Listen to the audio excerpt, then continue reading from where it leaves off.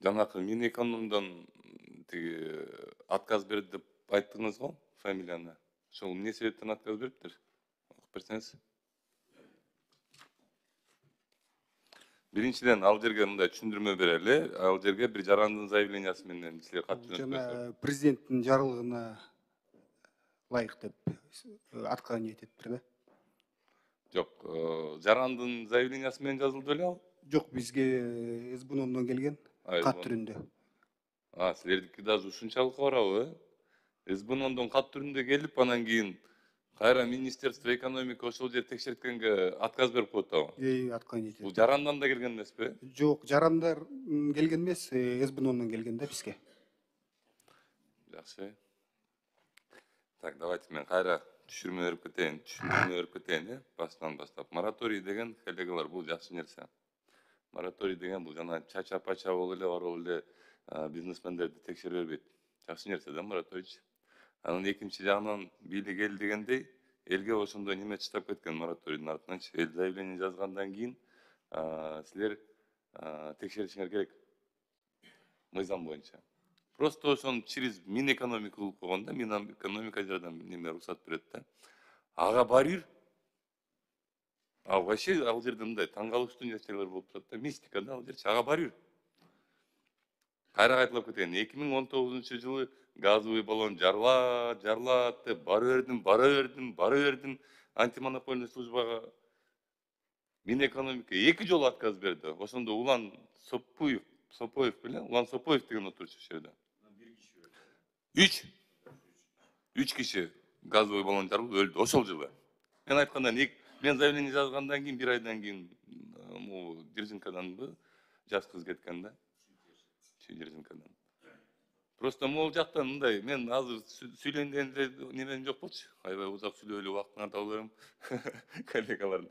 Просто могул жактан бир чындык чыгып кетти да, мага жакты да ошолчу. Өзүңөр да бир мафия болуп алгансыңар. Бири-бириңерди прикрывать этип, ачык айтпай, элден качып эле. Чынбы? Чын да. Бири-бириңерди прикрывать этесиңер, айланайын. Бири-бириңерди айтып ийбешиңер керек, ачыкка чыгарып ийбешиңер керек. Айсулуу Дөлөтбековна, бул менен бир нерсе кылыш керек да, эми канча жыл болду? 2019 атам мен, андан бери 5 жыл өттү. Же ушинтип Минэкономго көз каранды. Бийлик эл. Жарандын заявлениясы эч качан отклоняться этпеш керек силер тараптан. Эч качан. Жаран заявление жазып атат, бул текшерүүгө алыныш керек. Разницасы жок анын калганын. Силер алып атасыңар да элдердин немесин, өзүнүн коргоон укугун алып коюп атасыңар бир Минэконом менен. Болбойт мындай. Факты менен барган мен ага. Факты менен, видео фактылар менен заявление жазылган. Килейген миллион адамдар көргөн Нисахар долбоорунан монитор чыгарылып берилген видео болупчу. Көргүлө? Же көргөн эмессизби? Айсулуу Дөлөтбековна, көрдүңүз беле ошол серияны? Иә. Артынан угуганын көрдүңүз беле? Милиция камап калганын көрдүңүз беле? Ал журналист болчу, между прочим. Мына азыр айтып атат, СБНон жиберсе дагы отказ берип коет экен. Анда эмне жүрөсүңөр анда силер? Эгер силер бири-бириңерге баш ийбесеңер, макул, жарандарды укпай калыптырсыңар силер. Эгер бири-бириңерди укпай калган болсоңор, анда эмне жүрөсүңөр? Президенттин жарлыгы менен деп Течерди айтып атканын уктуңузбу? Таптакыр карама каршы колдонуп атышат ошол жарлыктычы. На конкретный мой жерде ответственность турат. Мыйзамда кандай жазылган? Президент айтты, президенттин жарлыгы бар, ал мораторийге жарлыгы бар. Текшербегиле деп атат, жөндөн текшербегиле. Бирок жарандар кайрылганда, же болбосо СБН кайрылганда текшербегиле деген жер жок аякта. Аякта наоборот айтылган, конкретно айтылган, текшергиле, текшерүүгө алууга деген. Барат дагы отказ берет. Изучать эткиле канча отказ берет экен, ал бир 90% отказ берет ал. 80-90% отказ берет. Эгер ушунча ачык жерден отказ берип койгон болсун, анда ал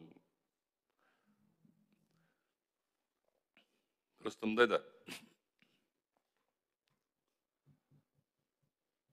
Жазатасыңар да. Патриоттук сезимиңер жок эч кимде. Келесиңер, мөргө отурасыңар, кетесиңер. Могу жерден бир аз эле чындык тууп кетсе карачы кандай жыргап кетип атабыз.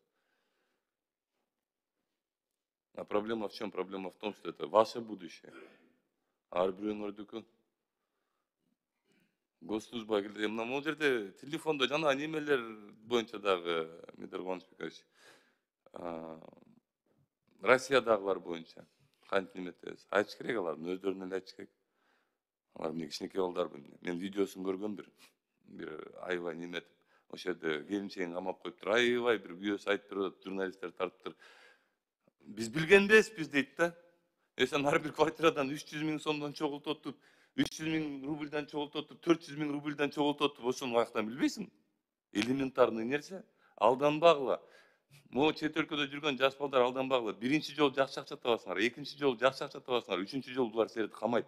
Анткени силер аларга керегиңер жоксуңар. Силер лишний свидетельсиңер. Ашып кетсе 4 жолу бир закладка неметесиңер, закладка катасыңар, 5-нчисинде точно камайт силердичи. Анткени силер ал жерде керегиңер жоксуңар, силер башка чет өлкөдөсүңөр.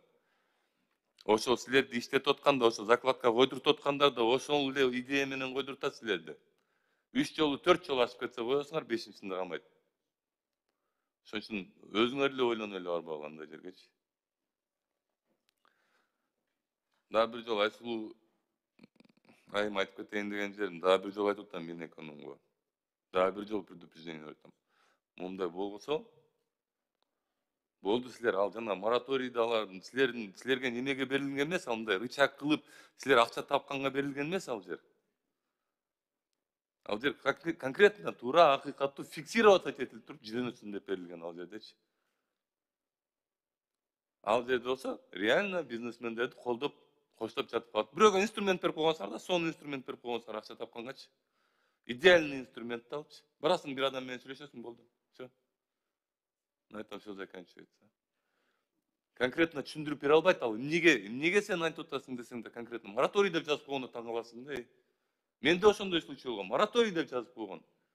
Мен айтып атам, ал мораторийде деген жарандардын немеси менен мораторий иштебейт ал. Жарандардын заявлениясы менен. Жок мораторий деген 3 киши каза болуп калган. Азыр мына биякта дагы отказ берип коюптур. Эми канча деген жаш балдар булар түшүнбөйт экен, канча деген жаш балдар алардын артынан каза болуп атканынчы.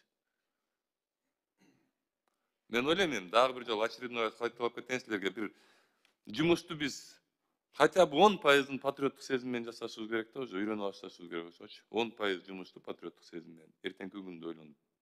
Рахмат.